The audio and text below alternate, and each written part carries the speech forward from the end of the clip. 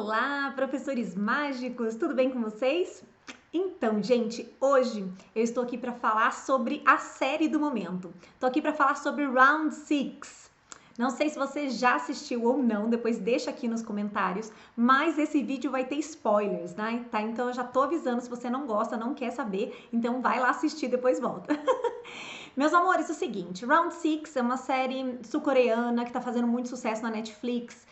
Realmente a produção é de alta qualidade, né? Muito boa. Eu gostei muito da produção. Cenários, a parte da trilha sonora, a trama em si, né? Eu achei bastante envolvente, né? Deixa a gente com vontade de saber o que vai acontecer, enfim, fotografia. Então, eu vi uma série de alta qualidade. No entanto, né, gente? Tá aí a polêmica absurda a respeito da série. Gente, me lembrou tanto a época dos 13 Reasons Why, né? Dos 13 porquês, que foi exatamente a mesma repercussão, tanto entre as crianças e adolescentes, dos meus alunos na época, como dos pais e dos educadores, né? E aí, gente, eu fui assistir, maratonei em 3 dias os 9 episódios. Ela me surpreendeu, eu gostei da produção. Me surpreendeu porque eu tava esperando algo que não fosse bom e também já estava esperando algo bem aterrorizante, lembrando Jogos Mortais. Jogos Mortais eu não gosto de filmes de terror, nada que tenha essa coisa de muito sangue, de arranca-cabeça, de arranca partes do corpo e tudo mais. Então, eu já fui esperando o pior, sabe, com relação a, ai, será que eu vou conseguir assistir? Então foi mais tranquilo do que eu esperava, por isso que a gente diz que expectativa, né, é tudo. Enfim, mas sim, a gente tem ali uma história cujo protagonista está endividado, ele é considerado um fracassado, ele está separado, não tem responsabilidade nenhuma com a filha, ele é sustentado pela mãe idosa e doente, ainda rouba dinheiro dela para jogar, é um viciado em jogo, tá devendo para agiota, teve que assinar que se ele não pagar, ele vai ter que deixar um órgão dele. Então, assim, ele tá numa situação muito complicada, muito difícil. E ele é chamado para um jogo, né? E lá nesse jogo, as brincadeiras são brincadeiras infantis. E eles vão perceber logo no primeiro, né? Na batatinha frita 1, 2, 3, que quem erra ou quem perde morre, tá? Mas o grande problema é que depois eles voltam, né? Eles decidem não participar. Se mais de 50% deles não quiser participar, eles podem parar o jogo. Eles param o jogo depois que metade morreu nessa primeira brincadeira. E só que o problema é que tanto o protagonista quanto o amigo dele de infância, quanto alguns outros personagens que a gente vai conhecendo ao longo da saga ali, da série, eles voltam, né? A maioria deles, eles voltam pro jogo por livre e espontânea vontade, sabendo que podem e provavelmente morrerão e que podem precisar matar. Então, assim, é muito forte a gente pensar que é o dinheiro acima de tudo, a banalização das mortes que vão acontecendo, não só a questão da violência, mas a questão de como os personagens vão pensando, né? E a coisa de se eu matar aquele, eu não preciso nem concorrer com ele no jogo, eu posso matar ele dormindo aqui no dormitório, né? Enfim, então tem toda essa parte que é muito forte. E aí, qual é o principal motivo que as crianças não devem assistir, né? Por quê? Porque a série foi feita, né, com muita maestria para fazer com que mexesse com os nossos sentimentos, nossas emoções. E as crianças, isso dos adultos. E as crianças, elas não estão preparadas para isso, porque todos aqueles conflitos do tipo, ai, nossa, eu tô torcendo pro protagonista, ele tá errado, mas tudo bem. Ah, não, mas ai, que bom que o outro que morreu e não ele, sabe assim? Então, isso é muito nocivo, né, para as nossas crianças. Além do fato de que não tem nada de excelentes exemplos ali para elas. Então, tem tráfico de órgãos. Gente, uma das cenas mais dramáticas para mim é o momento que eles pegam, porque alguns dos funcionários, eles começam a pegar cadáveres que não estão completamente mortos e eles vão colocando por debaixo do pano no lugar, chamam um médico para tirar esses órgãos. Muitas vezes as pessoas ainda estão vivas. Gente, é horripilante. Aí tem cena de sexo, tem suicídio, tem corrupção, tem mentira, tem tudo isso, tá? Mas, porém, todavia, contudo, no entanto, os nossos adolescentes, nossos jovens estão assistindo, as nossas crianças também. Mas, com os nossos adolescentes e jovens, uma vez que a gente tem uma turma que 100% assistiu, que eles falam muito, é super possível a gente trazer a série para dentro da sala de aula. E é isso que eu quero mostrar aqui, algumas opções do que a gente pode trabalhar, tá? Primeira coisa muito interessante que a gente pode trabalhar, obviamente, é fazer rodas de conversa e saber o que eles pensaram, o que eles vão levantar, como que foi. Primeiro de tudo, saber os sentimentos deles, né? As impressões, o que eles acharam, o que eles fariam no lugar, né? Como teria sido, enfim, deixar com que eles tragam realmente tudo isso.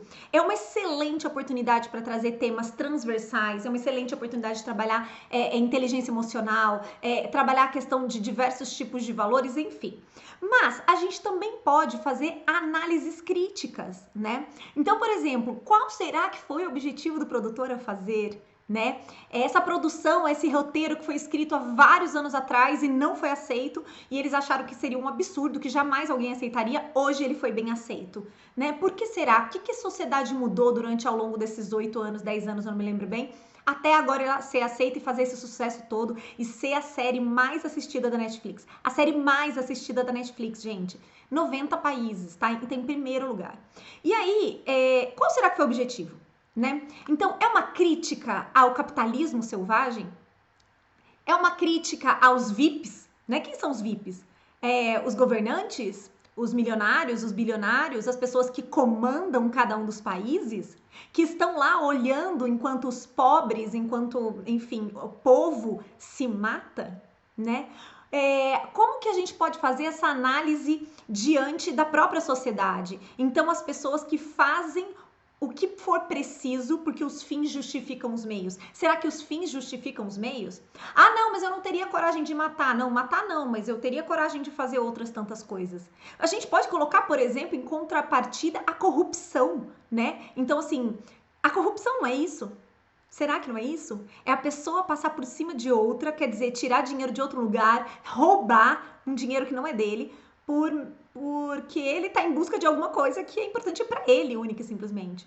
Então, existem diversos tipos de análises bacanas para a gente fazer, especialmente com os alunos do ensino médio, mas até do nível superior, tá? Então, dentro dessas análises do que acontece. A outra coisa, que é um fator bastante importante que a gente pode pensar também ali, será que os VIPs não seriam um pouco da gente quando a gente assiste reality shows? Sei lá, um Big Brother Fazenda? Como é que é, né? A galera tá aqui pagando para assistir, né? Então, quer dizer, a gente tem que ter uma televisão, a gente tem que ter energia elétrica, ou tem que ter internet, enfim. E aí a gente tá pagando para assistir e a gente quer que tenha treta. A gente quer que o negócio pegue fogo, porque se for tudo tranquilinho, a gente não quer assistir. E a audiência só sobe se o negócio dá BO, né? E aí, tudo isso faz com que empresas ganhem muito dinheiro, né? Então, assim, existem essas análises. Outra oportunidade, né, que eu acho que é a mais chamativa, logo de início, quando a gente fala de Round 6, é a questão da educação financeira.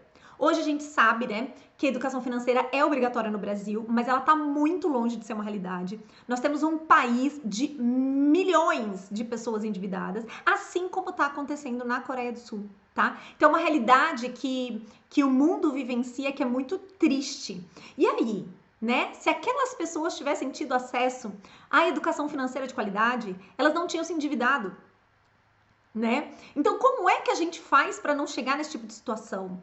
E como é que é isso, essa coisa de estar devendo no banco, estar devendo para agiota? Como é que é isso, né, gente? Essa coisa de agiota e tudo isso também tem toda essa reflexão, é possível trazer, mas trazer a situação econômica da Coreia do Sul ou do Brasil, enfim, dentro desse ponto de vista. Aliás, um outro fator, né, super possível da gente trabalhar é a questão da Coreia do Sul, né? Conhecer para além do K-pop e do dorama e tal, conhecer uma realidade triste, como aqui existe no Brasil, né? De um número imenso de pessoas que vivem na subsistência, não é? Então, é uma outra coisa interessante. Do ponto de vista até literário, é super bacana a gente trazer outros exemplos de outros livros ou filmes para a gente fazer comparação. Por exemplo, Jogos Vorazes, né? Então é super possível, né? O primeiro que a gente pensa quando a gente pensa em Round 6 é em Jogos Vorazes. Mas assim, quais são as semelhanças? Quais são as diferenças? É possível levar para a sala de aula trechos do livro, né, dos Jogos Vorazes, ou trechos dos filmes, né? E fazer essa análise. Porque, por exemplo, em Jogos Vorazes, eles estão também, todo mundo quer matar o outro porque só um pode sobreviver. Mas existe uma diferença imensa e realmente eles estão ali fazendo um show para os VIPs.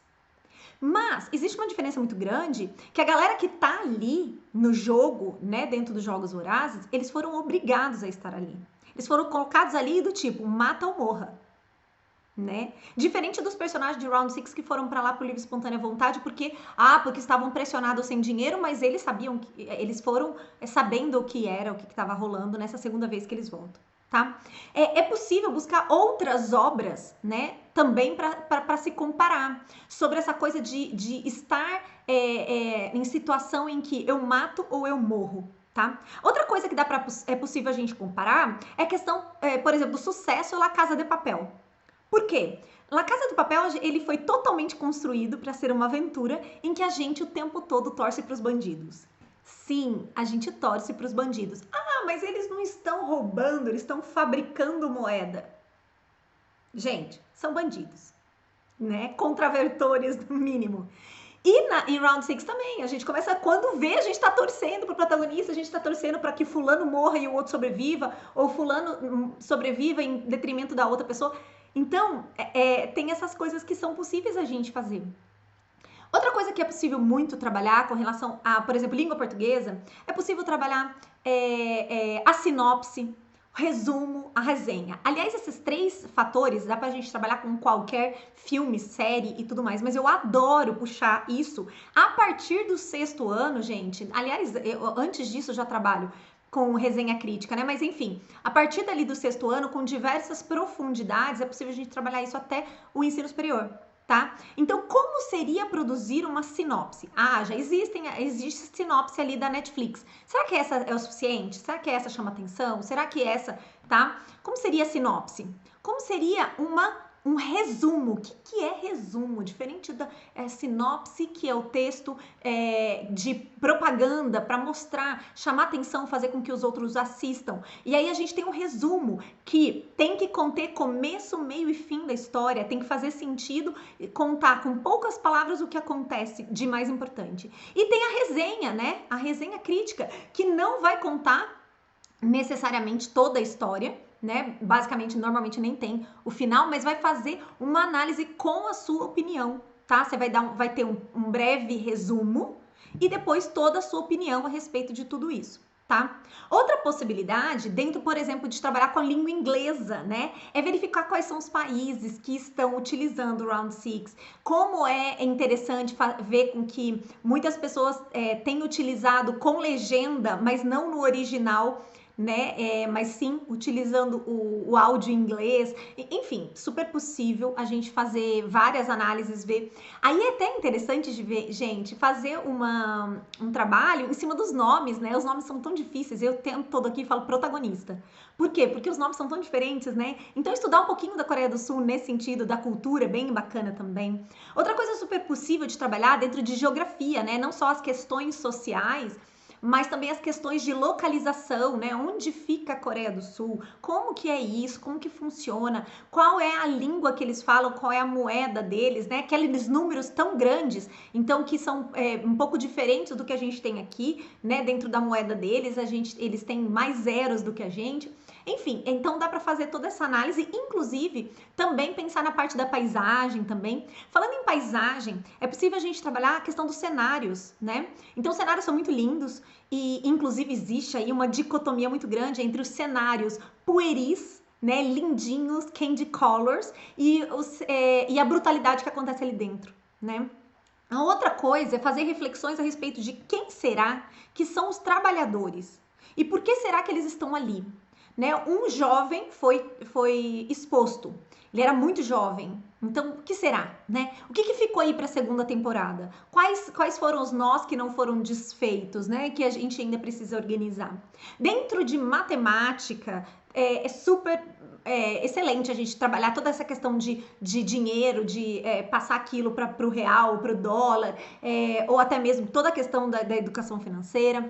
Assim como, por exemplo, a gente pode utilizar dentro de filosofia, dentro de sociologia, toda essa reflexão, tá? Gente, é possível inserir qualquer conteúdo que vocês quiserem puxando o Round 6. Nem que seja só para chamar a atenção.